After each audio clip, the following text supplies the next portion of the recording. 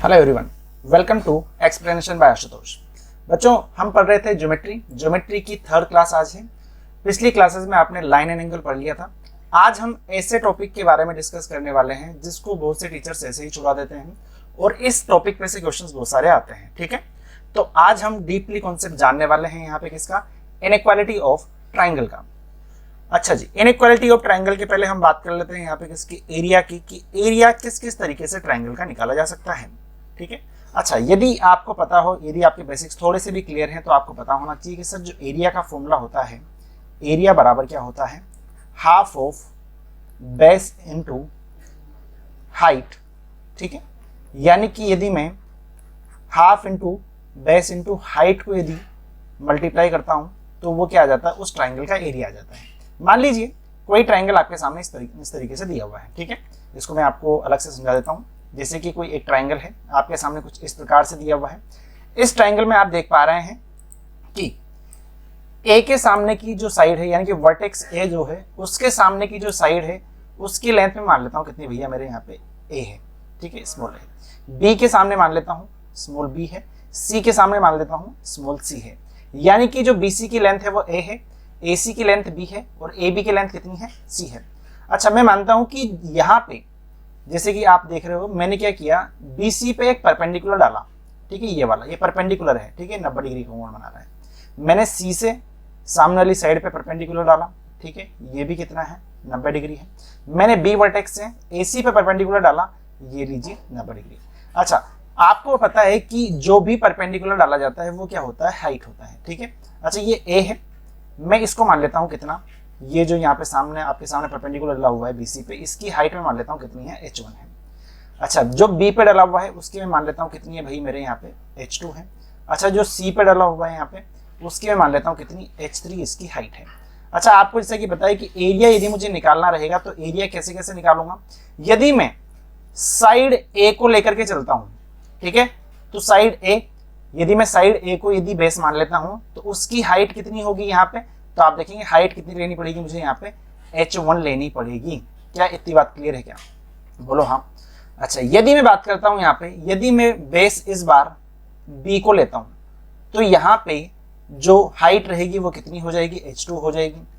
यदि मैं बेस किसको लेता हूं, C को लेता हूं, तो यहाँ पे हाइट कितनी हो जाएगी, H3 यहाँ पे हो जाएगी। ठीक है, तो आप बोल सकते हैं कि हाफ ऑफ AH1 बराबर हाफ ऑफ BH2 बराबर हाफ ऑफ CH3। क्लियर है। अच्छा, यदि मैं देखता हूं यहाँ पे 1/2 से 1/2 कैंसिल हो गया। अच्छा, इधर कितना बचा हुआ है, तो आप बोलेंगे सर AH1 बराबर BH2 बराबर CH3। क्या इतनी बात आपको क्लियर है क्या, बोलो हम। मैंने कुछ भी नहीं किया, हाफ से हाफ कैंसिल किया, उससे ज्यादा कुछ भी नहीं किया। यदि मैं यहाँ से भाई मेरे, यदि मैं इस वाली जगह से यदि H1 H2 और H3 का रेशियो यदि निकालना चाहता हूँ, यदि मैं यहाँ से रेशियो निकालना चाहूँ H1 ratio H2 ratio H3 का, तो वो कितना आ जाएगा मेरे भाई। यदि मैं इस सबको K के बराबर मान लेता हूँ, ठीक है, तो A कहाँ पे चला जाएगा, K के नीचे चला जाएगा। ठीक है, यदि मैं इसको K के बराबर मान लेता हूँ तो AH1 बराबर किसके हो गया, K के, BH2 बराबर K, CH3 बराबर K। ठीक है, तो H1 बराबर क्या आ जाएगा, K/A। ठीक है, मैं क्या करता हूँ, K बराबर 1 लेके चलता हूँ, तो मैंने क्या कर दिया यहाँ पे, half of A, sorry 1/A ratio 1/B ratio 1/C। यानी कि जो आपका हाइट का जो रेशियो है वो किसके बराबर आ जाएगा, यहाँ पे हाइट का जो रेशियो है वो यहाँ पे बराबर आ जाएगा किसके भाई, मेरे 1/A अनुपात 1/B अनुपात 1/C। क्या इतनी बात आपके सामने क्लियर है क्या। ठीक है, आप इसको यहाँ भी देख सकते हैं, लिखा हुआ है मैंने, हाफ ऑफ H1 AH1 बराबर हाफ ऑफ BH2 बराबर हाफ ऑफ CH3। ठीक है, यहाँ से हाफ कैंसिल हो गया। क्लियर है। अच्छा, यहाँ पे कितना बचा, AH1 BH2 और ये CH3। अच्छा, यहाँ पे H1 H2 और H3 का रेशियो कितना आ गया, 1/A 1/B और 1/C। क्या इतनी बात क्लियर है क्या। ठीक है, ये नॉर्मल सा कॉन्सेप्ट है एरिया का जो आपको पता होना चाहिए। अब अगली हम बात करते हैं पेरीमीटर क्या होता है, तो आप ध्यान दीजिएगा पेरीमीटर क्या होगा। जैसे मैंने ये यहाँ पे ट्राइंगल लिया हुआ था ABC, तो AB की जो यहाँ पे लेंथ थी वो कितनी थी, C थी।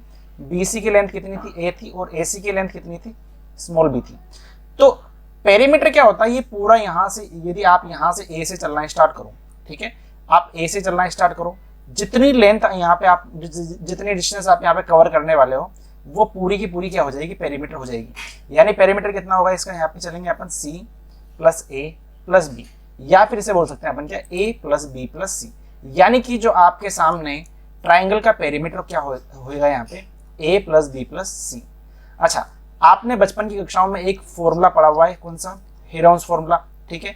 हेरोन्स फॉर्मूला में एरिया कैसे निकालते हैं, तो आपको पता है sir, under root S, S minus A, S minus B, S minus सी।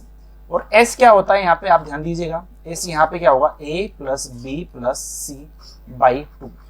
इसका मतलब क्या हो गया कि यदि मैं पेरीमीटर को 2 से डिवाइड कर देता हूं तो ये क्या आ जाएगा, सेमी पेरीमीटर आ जाएगा, ठीक है, ये क्या आ जाएगा, सेमी पेरीमीटर आ जाएगा। और यही क्या होगा यहाँ पे, एस हमारा होगा, यानी कि एस क्या होगा भैया मेरे, एस क्या होगा, एस होगा हमारा सेमी पेरीमीटर। क्या होगा, एस सेमी पेरीमीटर। क्या इतना कॉन्सेप्ट आपको क्लियर है क्या, बोलो हाँ, ठीक है। तो यहाँ से नॉर्मली छोटे छोटे क्वेश्चंस बन सकते हैं।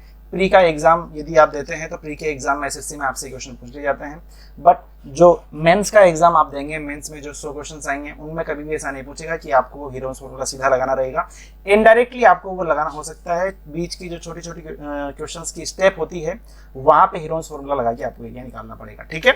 और ये प्रैक्टिस में होना चाहिए, ऐसा नहीं है कि हम 1-2 पेजेस भरते जाएं, ठीक है। आप जितना ज्यादा लिखेंगे, यूँ मान के चलिए कि आप पेपर में जितना ज़्यादा पेजेस में लिख रहे हैं उतना ज़्यादा आप यहाँ पे सक्सेस से दूर जा रहे हैं, ठीक है। तो लिखना बहुत ही कम है, माइंड कैलकुलेशन होनी चाहिए, ठीक है, क्लियर है। वो भी मैं करा दूंगा। आगे अपन एक टेस्ट सीरीज भी स्टार्ट करेंगे, ठीक है। यदि रेस्पॉन्स सही रहा तो एक टेस्ट सीरीज चालू करेंगे, उसमें एसएससी सीजीएल के प्रीवियस ईयर के क्वेश्चंस को मैं सोल्व कराऊंगा, क्लियर है। इसको कंटिन्यू करते हैं आगे, चलिएगा, आ जाओ। अब एक कॉन्सेप्ट आपको मैं यहाँ पे देने वाला हूँ, इस कॉन्सेप्ट को ध्यान से समझना। इस कॉन्सेप्ट से क्वेश्चन बहुत ही ज्यादा पूछे जाते रहे हैं। मैं मान लेता हूं ये वर्टेक्स है ए, ये बी, ये सी है। ए के सामने ए है, बी के सामने स्मॉल बी, और यहाँ पे सी के सामने स्मॉल सी है, ठीक है। आपको सिर्फ एक कॉन्सेप्ट ध्यान रखना है, क्या, एक लाइन आप ध्यान रखिएगा कि ट्राइंगल में, ध्यान से समझना बातों को, ट्राइंगल में कोई सी भी, यदि मैं इस साइड की बात करता हूं, मैंने मान लिया ये वाली साइड मैंने यहाँ पे उठा ली, ठीक है। ट्राइंगल में जो साइड बी रहेगी, ठीक है, ट्राइंगल में जो साइड बी रहेगी उसकी जो लेंथ रहेगी, अदर 2 साइड को यदि मैं सम करता हूं, अदर 2 साइड का यदि मैं सम करता हूं तो उससे छोटी रहेगी, ये ध्यान रखना, ठीक है। यदि मैं बात कर लेता हूं यहाँ पे मैथमेटिकली, यदि लिखना चाहूं मैं यहाँ पे, तो ध्यान से समझना, यदि मैं मैथमेटिकली इस चीज को लिखना चाहूं तो मान लीजिए सी है, ठीक है।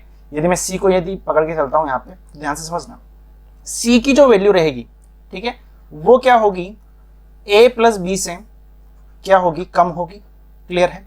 a प्लस बी से क्या होगी, कम होगी। यानी कि इस c की यदि मैं वैल्यू देखता हूं तो क्या होगी, a प्लस बी से कम होगी।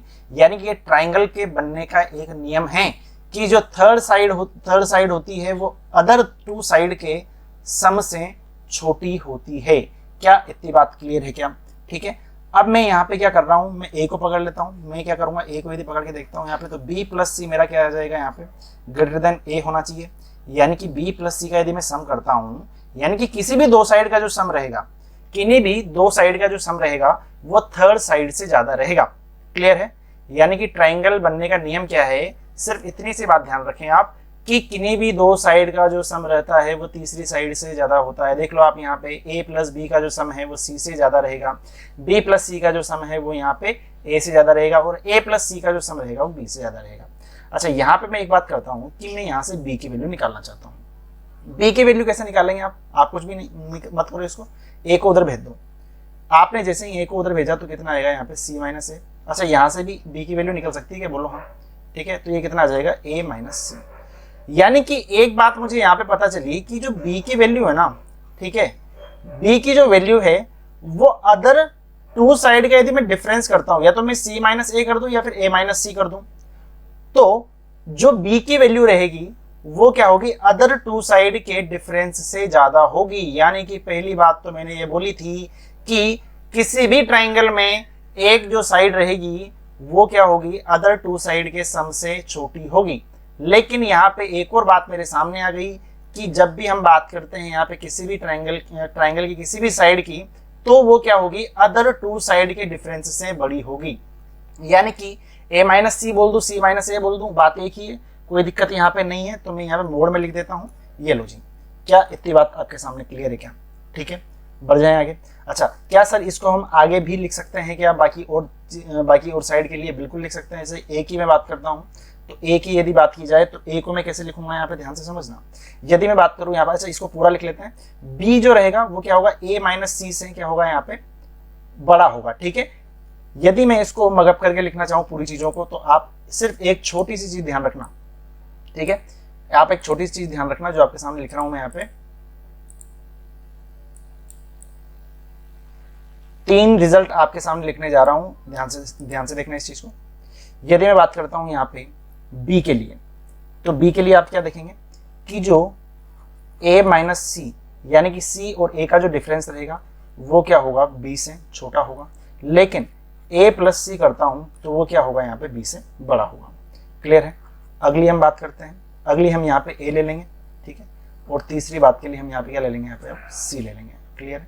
ठीक है, अब यहाँ भी वही रूल चलेगा। अच्छा, a मैंने साइड ले ली, अब a का जो यहाँ पे a की जो वैल्यू रहेगी अदर टू साइड के डिफरेंस से बड़ी रहेगी। ठीक है, अदर टू साइड कौन सी है, तो आप बोलेंगे सर यहाँ पे b और c बचा हुआ है, तो b और c लिख दो।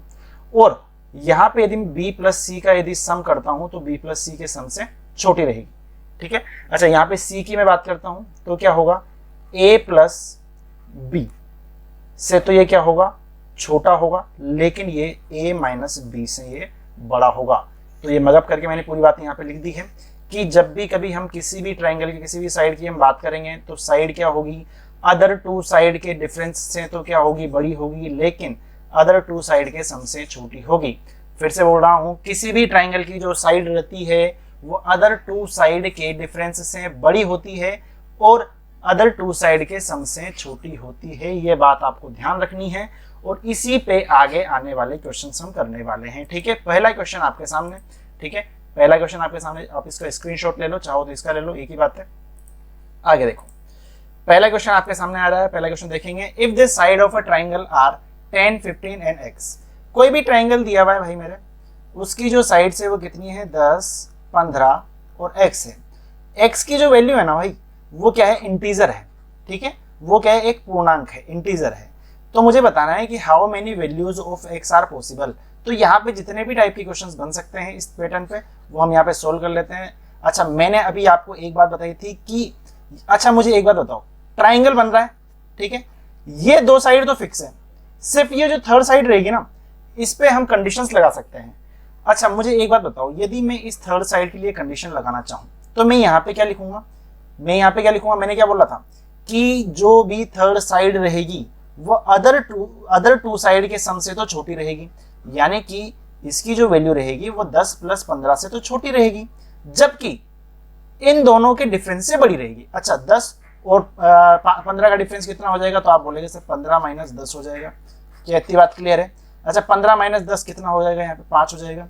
ये कितना x, अच्छा ये कितना हो जाएगा, 15 और 10 कितना हो जाएगा, यहाँ पे 25 हो जाएगा। क्लियर है? अच्छा, यहाँ पे आप एक बात मुझे ध्यान से देख करके बताओ, आपको यहाँ पे क्या नजर आ रहा है। अच्छा, x की जो वैल्यू है वो कितनी है, तो आप बोलोगे सर 5 से बड़ी है, लेकिन ये 25 से छोटी है।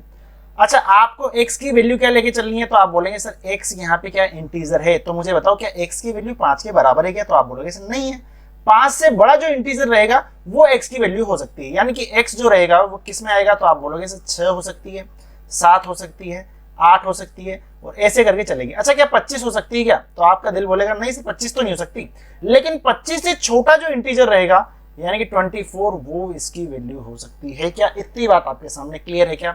यानी कि ऐसा बोला जा सकता है कि x का, यदि आपसे क्वेश्चन में कभी पूछ लेता है कि x का मिनिमम वैल्यू क्या होगा, तो आप आंसर क्या करते, 6। अच्छा, x का जो मैक्सिमम वैल्यू है आप कितना करते, तो आप बोलते सर ये 24 होना चाहिए था। अच्छा जी, अब आपसे पूछा क्या है, how many values of x are possible, तो आपने क्या करना है, यहाँ पे छोटा सा काम करना है कि आप देखेंगे यहाँ पे 6, 7, 8, ठीक है, 9, 10, 11, इस तरह से 24 तक जोड़ते चले जाना है। ठीक है, लेकिन एग्जाम में यदि भैया ऐसे करेंगे तो एग्जाम कभी नहीं निकल पाएगा। ठीक है, तो आप क्या करेंगे, ध्यान से समझना, जब भी कभी आप यहाँ पे देखते हैं तो ये क्या है, यहाँ पे कॉन्जिक्यूटिव नंबर है, कॉन्जिक्यूटिव नेचुरल नंबर है। क्या बोल रहा हूं मैं? कॉन्जिक्यूटिव नेचुरल नंबर है। यदि आपको इन सबका यदि देखना है कि कितने नंबर हैं ये, ऐसे करके, जैसे कि मान लो 6 और 7 कितने हो गए? 2 हो गए। 6 7 8 कितने हो गए? 3 हो गए। तो 6 से लेकर 24 तक आप कैसे करेंगे? कुछ नहीं करना, 24 को उठाओ, बड़ी वैल्यू माइनस छोटी वैल्यू, 24 में से 6 घटाओ, कितना हुआ है यहाँ पे? तो आप बोलेंगे सर 18, उसमें 1 ऐड कर दो, बस ये आ गया 19। यानी कि 19 वैल्यू यहाँ पे x की पॉसिबल है। क्या इतनी बात क्लियर है क्या आपके सामने? अच्छा, कभी मैं आपके सामने बोल दूं कि भैया मेरे, आप मुझे एक बात बताएंगे कि इस वाले ट्राइंगल में, यानी कि जो यहाँ पे 10 15 और x दे रखा है, ठीक है, तो वहां पे x की वैल्यू कितनी निकली है? तो आप बोलोगे सर 6 से लेकर के कहां तक निकली है? 24 तक निकली है। क्लियर है? 6 से लेके 24 तक निकली है। तो आपसे यदि पूछ लिया जाए कि कितने यहाँ पे ट्राइंगल पॉसिबल है, नंबर ऑफ ट्राइंगल्स आपको बताने हैं, तो आप बोलेंगे सर 10 और 15 तो यहाँ पे क्या है? कांस्टेंट है। 10 और 15 को तो आप चेंज ही नहीं कर सकते। यानी कि जितनी x की वैल्यू होंगी उतने ही ट्राइंगल यहाँ पे पॉसिबल होंगे। अरे भैया x की कितनी वैल्यू आई थी अभी? तो आप बोलोगे सर x की यहाँ पे 19 वैल्यू आई थी। तो यानी कि ऐसा बोल सकते हैं क्या कि यहाँ पे 19 ट्राइंगल पॉसिबल हो सकते हैं। कैसे कैसे बनेंगे आपके सामने बना देता हूँ। ये 10 रहा, ये 15 रहा, ये क्या होगा? 6 होगा। अच्छा, अगला ट्राइंगल क्या होगा? ये 10 हो जाएगा, ये 15 हो जाएगा, ये 7 हो जाएगा। इस तरीके से चलते जाना है। और यहाँ पे टोटल कितने हो जाएंगे? 10 15 और ये 24। यदि आप इन सभी के ट्राइंगल का यदि सम करते हैं तो आपको पता चलेगा कि ये कितने हो रहे हैं? यहाँ पे 19 ही हो रहे हैं। यानी कि जितनी x की वैल्यू रहेगी उतना ही यहाँ पे ट्राइंगल पॉसिबल होंगे। क्या इतनी बात क्लियर है क्या? बोलो हाँ। अच्छा, यहाँ पे अब आपके सामने यदि एग्जाम में क्वेश्चन आता है तो क्या आपको इस तरह से करना है क्या? बिल्कुल नहीं करना है। क्यों नहीं करना है? क्योंकि आप यहाँ पे अपन से पढ़ रहे हैं तो बात आपके सामने समझ में आएगी कि आपको जितना ज्यादा शॉर्ट ट्रिक इस तरह के क्वेश्चन में, इस तरह के पैटर्न में यदि दिख जाए तो आप क्या शॉर्ट ट्रिक वहां पे लगाएंगे। ध्यान से समझना, सुपर कॉन्सेप्ट आपके सामने। नंबर ऑफ पॉसिबल ट्राइंगल की मैं बात कर रहा हूँ। किसकी बात कर रहा हूँ? Number of possible triangle, number of possible triangle. अच्छा, वैल्यूज बताओ भैया कितनी थी? 10 15 x। ठीक है, तो नंबर ऑफ पॉसिबल ट्राइंगल के लिए आप क्या करेंगे? कुछ भी नहीं करना, 2 मल्टीप्लाई विद, अच्छा x को तो छोड़ दो, बाकी जो बची हुई है उनमें से छोटी वैल्यू कौन सी है? तो आप बोलोगे सर 10 है, और क्या कर दो? -1, यानी कि 2 गुणा 10 -1, तो 20 -1 बराबर कितना आ जाएगा? 19। क्या कुछ यहाँ पे करने की जरूरत पड़ेगी? नहीं, ओरली कर सकते हो भाई इसको। ठीक है, पेन तक उठाने की जरूरत नहीं है। ठीक है, पेन तक चलाने की जरूरत नहीं है, ऐसे ही कर दोगे। क्या इतनी बात क्लियर? बढ़े आगे, बढ़ जाए भाई। अब आपके सामने स्पीड बूस्टर, जैसा कि हम हर क्लास में करते हैं, तो पहला क्वेश्चन स्पीड बूस्टर का 4 क्वेश्चन बेहतरीन यहाँ पे हम करने वाले हैं। तो बताओ मुझे भाई कि क्वेश्चन क्या दिया हुआ है? एक ट्राइंगल दिया हुआ है PQR, ठीक है, S is a point on PQ। ठीक है, एक ट्राइंगल कुछ दिया हुआ है यहाँ पे, एक ट्राइंगल हम उठा लेते हैं कोई सा भी। ठीक है, ये कोई यहाँ पे ट्राइंगल दिया हुआ है। ठीक है, ये कोई ट्राइंगल दिया हुआ है P, ठीक है, P Q और ये R। ठीक है, P Q R। अच्छा, इसको एक काम करो, इसको थोड़ा सा इस तरह से कर लो ना, P Q इधर लिख लेता हूं मैं ना, P Q R, जैसा उसमें लिखा हुआ है वैसे। ये बोल रहा है in a triangle PQR S is a point on PQ। ठीक है, S is a point on PQ। अच्छा, S यहाँ पे P अपने को नीचे लेना पड़ेगा फिर, है ना, P अपने को यहाँ पे नीचे वाली साइड पे लेना पड़ेगा। P यहाँ पे ले लो, Q और यहाँ पे R ले लो। ठीक है, S कोई पॉइंट है यहाँ पे, S मैं मान लेता हूँ इस वाली जगह पे कोई पॉइंट है S। ठीक है, PQ पे, यहाँ पे PR कितना दिया हुआ है? तो आप बोलेंगे सर ये 8 दिया हुआ है। अच्छा, PS कितना दे रखा है? तो आप बोलेंगे सर ये 3 दे रखा है। अच्छा, और क्या दे रखा है? आप बोलेंगे सर QR बराबर 15 दिया हुआ है। यानी कि ट्राइंगल की एक साइड आपको 8 दी हुई है, एक साइड आपको 15 दे रखी है, और यहाँ पे एक साइड PQ मैं मान लेता हूँ X है। कितनी मान लेता हूँ? यहाँ पे X है। यानी कि जो PQ जो साइड है उसकी लेंथ मैंने कितनी मान ली? यहाँ पे X मान ली। ये आपसे पूछ रहा है then the length of SQ could be. अच्छा, वैसे इस क्वेश्चन में आपके सामने यहाँ पे ऑप्शन दिए होने चाहिए। ठीक है, तो मैं आपके सामने ऑप्शन भी लिख देता हूँ। ऑप्शन क्या क्या था एग्जाम में वो मैं आपको एक बार बता देता हूँ। ठीक है, ये पूरा क्वेश्चन यहाँ पे नहीं है तो ऑप्शन मैं आपके सामने बता रहा हूँ। ऑप्शन क्या क्या है यहाँ पे ध्यान से समझना। ऑप्शन आपके सामने एग्जाम में दिए हुए थे 4, 13 और अगला ऑप्शन था यहाँ पे 20 और एक था 24। ठीक है, ये 4 ऑप्शन आपको दिए हुए हैं, यानी कि 4, 13, 20 और 24, इनमें से आपको आंसर पता करना था। ठीक है, तो आइए क्वेश्चन को थोड़ा सा देखो भाई। अच्छा, x की जो वैल्यू है वो किस तरीके से यहाँ पे कंडीशन लगाओगे, तो आप बोलोगे सर 8 और 15 का आप यहाँ पे ऐड करो। ठीक है, उससे तो छोटा होगा। अच्छा, 15 और 8 को यदि आप ऐड करते हो तो कितना आएगा यहाँ पे भैया मेरे, ये 23 आएगा। बोलो हाँ। अच्छा, यदि आप इसको यदि घटाते हो, 15 में से 8 यदि आपने माइनस किए तो कितना आएगा यहाँ पे, तो आप बोलोगे 7 आएगा। ठीक है, यानी कि x की जो वैल्यू है वो 7 से तो बड़ी होनी चाहिए। ठीक है, x की जो वैल्यू है यानी कि PQ का जो यहाँ पे मिनिमम जो वैल्यू आएगा वो कितना आना चाहिए, 7 से बड़ा। और यहाँ पे ये बात ध्यान रखना कि यदि कुछ भी ना दिया हो तो आपको ये इंटीजर मान के चलना है। ठीक है, तो 7 से बड़ा इंटीजर क्या होगा, 8 होगा। अच्छा, PQ की मैक्सिमम वैल्यू कितनी हो सकती है, तो आप बोलोगे सर यहाँ पे 23 से छोटी होगी, यानी कि 22 यहाँ पे होगी। क्लियर है। अच्छा, अब आप यहाँ पे आपको एक बात पता है कि सर ये जो PS है ना वो कितना है, 3 है। PS कितना है, 3 है। अच्छा, PS यदि 3 है तो मुझे एक बात बताओ कि SQ की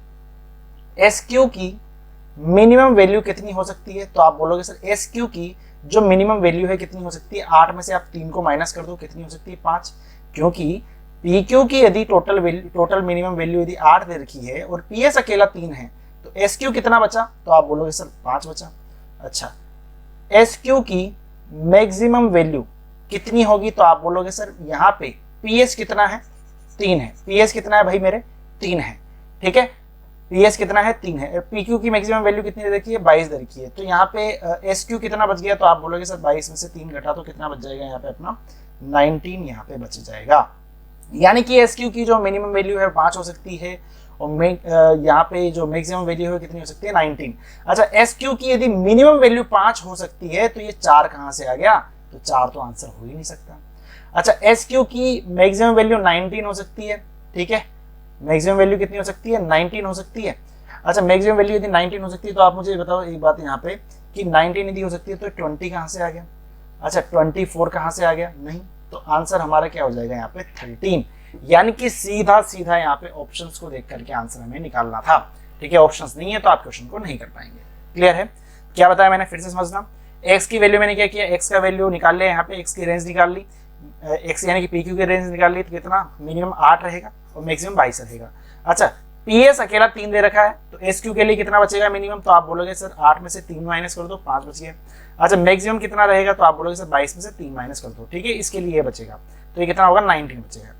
अच्छा, आप देखेंगे SQ मिनिमम 5 हो सकता है तो 4 तो आंसर हो नहीं सकता। ठीक है, मैक्सिमम 19 हो सकता है तो 20 और 24 हो नहीं सकता। एक ही आंसर है हमारे पास में, कितना, 13। ठीक है, यानी 5 और 19 के बीच में जो रहेंगे वो हमारे आंसर यहाँ पे रहेंगे। क्लियर है, बढ़ जाए आगे।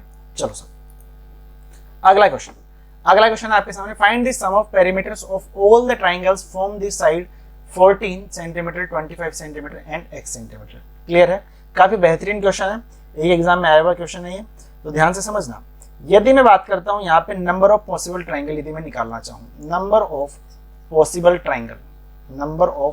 पॉसिबल ट्राइंगल यदि मैं सीधा निकालना चाहूँ अपने फॉर्मूले से, तो कितना होगा, तो आप बोलेंगे सर 2 इंटू स्मॉल साइड -1, तो कितना आ जाएगा यहाँ पे, 14 को 2 से गुणा करो, -1 करेंगे 27 आ जाएगा। क्लियर है, यानी कि अब मैं यहाँ पे x की वैल्यूज जो हैं वो निकालना चाहूँ तो कितना होगा, 25 और 14 कितना हो जाएगा यहाँ पे, 39 हो जाएगा। अच्छा, यहाँ पे x की वैल्यू जो रहेगी वो किससे बड़ी होनी चाहिए, तो आप बोलोगे सर इनके डिफरेंस सम से तो छोटी रहेगी और डिफरेंस से बड़ी रहेगी। तो डिफरेंस कितना आ जाएगा यहाँ पे, 5 में से 4 गया तो 1 बचा, 2 में से 1 गया तो 1, यानी कि 11। ठीक है, 11 से 39 तक इसकी रेंज यहाँ पे रहने वाली है। अच्छा, मुझे एक बात आप यहाँ पे ध्यान से देख करके बताओ कि टोटल वैल्यूज कितनी है यहाँ पे, 27 है, यानी कि 12 से लेकर के x की जो वैल्यू रहेगी वो रहेगी कहाँ से यहाँ तक, x की वैल्यूज जो रहेगी उसको लिख देता हूँ मैं, 12 से लेकर के कहाँ तक, 38 तक। क्लियर है, यदि आप इसको सोल्व करते हैं तब ये 27 ही आने वाला है। अच्छा, आप मुझे एक बात यहाँ पे देख करके बताओ, पहला जो ट्राइंगल बना है, ठीक है, पहला जो ट्राइंगल बना है उसकी जो साइड रहेगी वो कितनी होगी, तो आप बोलेंगे 14, 25 और ये कितना रहेगा, 12 रहेगा। अच्छा, अगला देखो भैया मेरे, 14, 25 और क्या रहेगा यहाँ पे, तो आप बोलोगे सर 14, 25 और ये कितना रहने वाला है, 13 रहने वाला है। ये इंटीजर है ना, x इंटीजर है। अच्छा, अगली हम बात करते हैं तो अगला जो ट्राइंगल रहेगा 14, 25 और 14 और इस तरीके से चलते रहेंगे। मुझे क्या करना है यहाँ पे, इन सबका क्या लेना है, पेरीमीटर का सम करना है। अच्छा ये कितना रहेगा लास्ट वाला 14, 25 हो गया 38।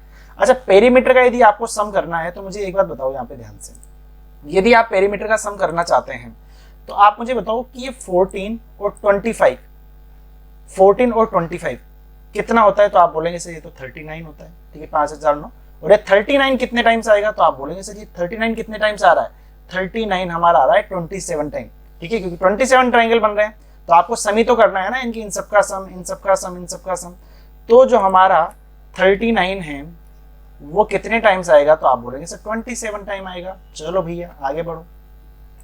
अच्छा 39 जो है वो कितने टाइम आ गया, 27 टाइम आ गया। अब मुझे ये भी तो ऐड करना है 12, 13, 14 और ये 38 तक, तो ये कहां तक जाएगा, तो आप देखेंगे आगे ये कितना होगा 12 प्लस 13 प्लस 14 और ये कहां तक जाएगा, यहाँ पे 38 तक ये जाएगा।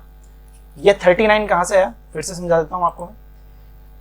आपको क्या करना है, जितने भी यहाँ पे ट्राइंगल बन रहे हैं इन सब की साइड का ऐड करना है, पेरीमीटर का ऐड करना है। तो आप देखेंगे यहाँ पे 14 और 25 तो हर ट्राइंगल में आ रहा है, तो 14 और 25 ये कितना है 39 है, तो 39 तो हर ट्राइंगल में आ रहा है, और ट्राइंगल कितने हैं 27 है, तो 39 मल्टीप्लाई बाई 27 और बचा क्या 12, 13, 14 और कितना है यहाँ पे 38 तक। तो ये जो रहेगा आगे आपके सामने, ये तो आपके सामने शायद जीपी बन गया, बोलो हाँ आ गया, ये रहा, ये आप सॉरी एपी बन गया यहाँ पे, है ना, जीपी एपी बन गया आपके सामने। तो एपी यदि बन गया तो इसको यदि आप यहाँ पे मल्टीप्लाई करते हैं तो ये कितना जाएगा 963, यानी कि इतना आना चाहिए 1053 आना चाहिए। यदि आप यहाँ पे एपी का फॉर्मूला लगाते हैं सम का, तो ये कितना आना चाहिए 27/2 12 प्लस 38, क्लियर है, n/2 first term plus last term, यही होता है फॉर्मूला। तो आप देखेंगे यहाँ पे 1053 प्लस 675 और ये कितना आ जाएगा 1728। इस सवाल का हमारे आंसर आ जाएगा। क्या इतनी बात आपको समझ में आती है क्या, बोलो हाँ, क्लियर है, कुछ भी नहीं है। यहाँ पे ये तो आप कर ही लेंगे, ये आपके सामने यहाँ पे एपी बनी है, एपी का फॉर्मूला लगाना है, एपी का फॉर्मूला आपके सामने लिख देता हूँ मैं, n/2 एपी का जो सम आप करोगे उसका formula n/2 plus n/2 first term plus last term, ठीक है, फाइनल टर्म। ये क्या हो जाएगा यहाँ पे सम ऑफ एपी, ये आपके सामने हो जाएगा, क्लियर है, बढ़े आगे। चलो जी अगला क्वेश्चन, फाइनल क्वेश्चन आज का, देखो भाई, if the side of a triangle are 876 centimetre and 678 centimetre and third side is an integer, then find out the number of different triangle possible. अच्छा ये क्वेश्चन यार आपको करना है, ठीक है, इसमें तो सीधा फॉर्मूला लगाना है, ये क्वेश्चन आपको करना है। इसका मैं आंसर बता देता हूँ आपको, इसका आंसर कितना आने वाला है 1355 इसका आंसर आने वाला है, क्लियर है, कुछ भी नहीं करना, इसको सोल्व कर लेना। नंबर ऑफ पॉसिबल ट्रायंगल की हम बात करते हैं तो 2 गुणा 678 माइनस 1, क्लियर है, सोल्व करने की जरूरत नहीं है, 8 को 2 से मल्टीप्लाई करो, 6 माइनस 1 किया 5, यूनिट डिजिट 5 आना चाहिए, 5 आंसर हो जाएगा, ठीक है। लास्ट क्वेश्चन हमारे पास में ये वाला, ये काफी बेहतरीन क्वेश्चन है। यहाँ पे दिया हुआ है कि एक्स जेड कितना दे रखा है 12 दिया हुआ है। अच्छा how many triangles are possible, ये आपको यहाँ पे बताना है। अच्छा मुझे बताओ एक्स और जेड की वैल्यू क्या क्या हो सकती है, तो आप बोलोगे सर एक्स की वैल्यू यदि मैं 1 मान लेता हूँ तो जेड कितना लेना पड़ेगा 12 लेना पड़ेगा। एक्स की वैल्यू यदि मैं यहाँ पे 3 लेता हूँ तो जेड कितना लेना पड़ेगा 4 लेना पड़ेगा। अच्छा यदि 2 लेता हूँ तो ये कितना लेना पड़ेगा 6 लेना पड़ेगा। अब ऐसे मत कर देना सर 1 और 12 ले लिया तो 12 और 1 भी लो, ठीक है, 3 और 4 ले लिया तो 4 और 3 भी लो, 2 और 6 ले लिया तो 6 और 2 भी लो, नहीं एक ही बात है वो, ठीक है, 1 और 12 लो या फिर 12 1 लो, बात एक ही बढ़ जाती है, ठीक है, कोई यहाँ पे डिफरेंस नहीं आने वाला। अच्छा मुझे आप एक बात यहाँ पे देख करके बताओ कि x की वैल्यू यदि 1 है, z की वैल्यू यदि 12 है, तो मुझे बताएंगे यहाँ पे कि y की जो वैल्यू रहेगी यहाँ पे कितनी हो सकती है, कितनी पॉसिबल हो सकती है। तो आप बोलेंगे सर x की वैल्यू यानी कि सीधा दे दिया ना आपको कि एक साइड तो आपकी 1 है, एक साइड 12 है, तो y की कितनी वैल्यू आ सकती है, तो आपको बता रखा है नंबर ऑफ पॉसिबल ट्रायंगल कितने हो सकते हैं। तो आपको पता होना चाहिए कि सर यहाँ पे क्या होगा 2 गुणा छोटी साइड 1 माइनस 1 बराबर कितना आ जाएगा 1 आ जाएगा। यहाँ पे भी 2 गुणा छोटी साइड कितनी 3 माइनस 1 कितना आ जाएगा 5 आ जाएगा। यहाँ पे भी लगा दो 2 गुणा छोटी साइड 2 माइनस 1 कितना आ जाएगा यहाँ पे 3 आ जाएगा। जैसे आप इसको देखते हैं तो ऐड कर लो कितना आ रहा है 5 प्लस 3 प्लस 1 कितना आ जाएगा यहाँ पे ये 9 ट्राइंगल आपके पॉसिबल होंगे। समझ में आया, नहीं आया होगा, ध्यान से समझो। एक्स और जेड का जो प्रोडक्ट है वो कितना दे रखा है 12 दिया हुआ है। अच्छा, x की वैल्यू और z की वैल्यू क्या क्या पॉसिबल है, तो आपको पता है सर ये पेयर क्या क्या हो सकते हैं, 1 और 12 हो सकते हैं, 3 और 4 हो सकते हैं, 2 और 6, इसके अलावा कोई पॉसिबिलिटी नहीं बनती है। क्लियर है? अच्छा, ये सीधा सीधा क्वेश्चन आपको इस तरीके से दिया हुआ है कि एक साइड 1 है, एक साइड 12 है, तो तीसरी साइड क्या क्या हो सकती, कितनी हो सकती है यहाँ पे, है ना, कितने ट्रायंगल पॉसिबल हो सकते हैं। एक साइड 3 है, एक साइड 4 है, तो तीसरी साइड कितनी हो सकती है ना, y की कितनी वैल्यू हो सकती है, तो वही तो है ना, नंबर ऑफ पॉसिबल ट्रायंगल निकालो या फिर y की वैल्यू निकालो कितनी पॉसिबल है, बात एक ही है। ठीक है, बता देता हूं आपको, जैसे कि मैंने आपको यहाँ पे क्वेश्चन में कराया था ना थोड़ी देर पहले, कहा गया ये वाला क्वेश्चन। ठीक है, यहाँ पे मैंने बताया था कि x की जितनी वैल्यूज आती है उतने ही ट्रायंगल पॉसिबल होते हैं, तो भाई जितने ट्रायंगल पॉसिबल होंगे वही x की वैल्यूज होंगी। ठीक है, वाइस वर्सा यहाँ पे पॉसिबल है, तो आप देखेंगे यहाँ पे, तो ये कितना आ जाएगा आपके सामने, ये यहाँ पे 2 multiply with small value -1, 2 multiply with 2 यानी कि स्मॉल वैल्यू -1, तो ये कितना आया था, 1 आया था, ये 5 आया था, ये 3 आया था। यदि सबको ऐड कर देते हैं तो यानी कि यहाँ से एक ट्रायंगल बन रहा है, यहाँ से 5 ट्रायंगल बन रहे हैं, यानी कि 3 और 4 रहेगा, तो y की वैल्यू 5 पॉसिबल है, 2 और 6 रहेगा तो y की वैल्यू 3 पॉसिबल है। ठीक है, यानी कि तीन डिफरेंट वैल्यूज पॉसिबल है। तो इनको यदि आप ऐड करते हैं तो 5 और 3 8 प्लस 1 9, यानी कि 9 ट्रायंगल आपके यहाँ पे सामने बन जाएंगे।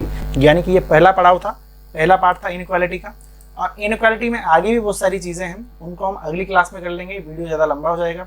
ठीक है, तो अगली क्लास में इनइक्वालिटी को हम खत्म करेंगे। अगली क्लास थोड़ी सी लंबी हो सकती है क्योंकि नंबर ऑफ क्वेश्चंस बहुत ही ज़्यादा हैं। क्लियर है? प्रैक्टिस काफ़ी अच्छी हो जाएगी, आप कंटिन्यू क्लासेस को लेते रहें और शेयर करते रहें। मिलते हैं अगली क्लास में। थँक्यू। कशाला थांबलास रे वाजव की